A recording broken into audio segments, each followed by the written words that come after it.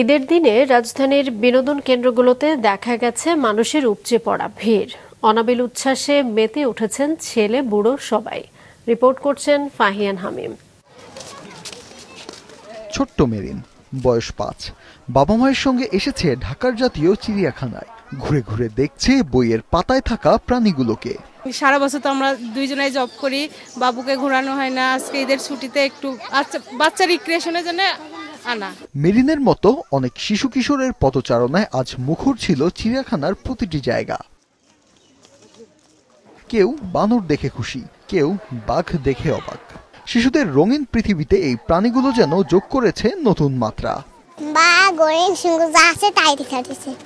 ঈদের ছুটিতে আদরের সোনামণিকে নিয়ে ঘুরতে পেরে উচ্ছ্বাসিত অভিভাবকরাও।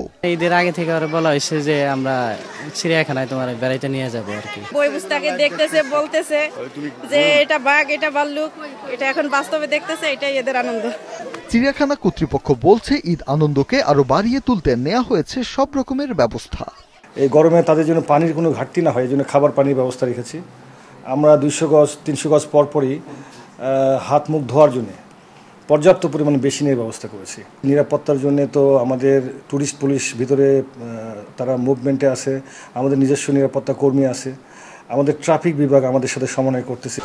এছাড়া রাজধানীর শ্যামলী শিশু মেলা, নব থিয়েটার সহ অন্যান্য বিনোদন কেন্দ্রগুলোও ছিল শিশুদের পদচারণায় মুখর।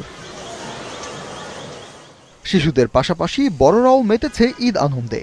শহরের প্রেক্ষাগৃহগুলোতে দর্শকদের উপস্থিতি ছিল চোখে পড়ার মতো। ফাহিয়ান হামিম, মাছরাঙা সংবাদ, ঢাকা।